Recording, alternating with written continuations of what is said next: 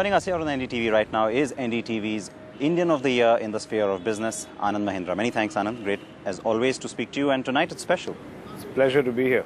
I appreciate it. And many congratulations, of course, from the entire NDTV family as well, because this is a special award for us. As you can imagine, there's a lot of work that goes behind this and a lot of thought as well. The award itself, I mean, when you say Indian of the Year, it means that you are representing so many people. How does it feel? Well, I was going to say that this is special. I know that sounds like a cliche. Everyone who comes up and gets an award says this is really special. What I like about it is that this is Indian of the Year business. It's not Businessman of the Year. And I think that's a very interesting title for me because, frankly, at Mahindra, and you've heard this before, Sid, we are very fond of saying that the story of Mahindra is a microcosm of the story of India. And we trace our horoscopes back together to pre-independence.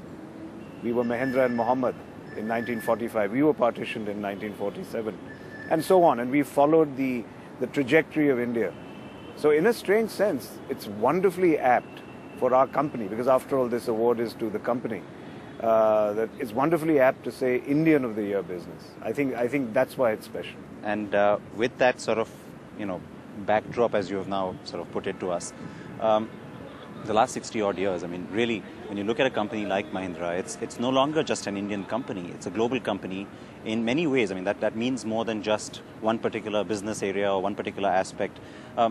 Has that just been a sort of a logical transitional growth for you, or was it a very specific idea, a specific intent for which you laid the seeds a few years ago? I wish I could sound so canny to say that I sat down when I was 10 years old and plotted everything I would do with my life. It wasn't like that. And I would be lying if I said even that I sat down 10 years ago and plotted everything. That's the beauty of life, isn't it?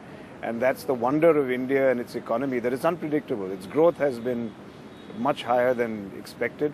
So I'm delighted more by the surprises that I've experienced. So I don't think it was planned. At the same time, when you go global, you have to be conscious about it. You have to be, in some way, willful about how you architect that company. You cannot let it just happen. So I would say, yes, we are very conscious now that we have to make the transition to being global. What does it mean? Global is just another catchword, one of the many buzzwords of the last decade. So we're really entering into a very thoughtful process of trying to understand what global means and how will its contours be mapped particularly for us.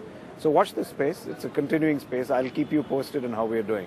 And you probably keep me posted on Twitter as well, but I'm not going to go there right now. But that's the interesting thing of actually, when you say that, watch this space, one almost does, even without you saying it, expect that to happen, because there have been interesting surprises and interesting things that have happened to not just Mahindra, but to the Indian economy, to other Indian corporates as well. Now that, the stage has been set, let's say, from here on, I mean, you said 10 years ago you didn't have a definite plan, but now you do? No, I think, as I said, serendipity has to be a part of what we do. That's not planned serendipity, that would be an oxymoron.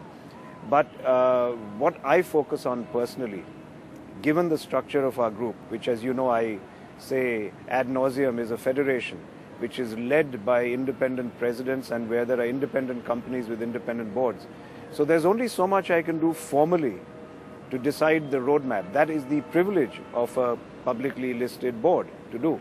What I try and do is to provoke, is to create scenarios, is to challenge, is to try and energize people into following certain ideas or dreams, and perhaps providing that last final nudge of courage to undertake something that might involve risk. It's a very strange amalgam, and I don't think I've found any textbook that describes what that job is. So I'm constantly reinventing the job. Tuba.com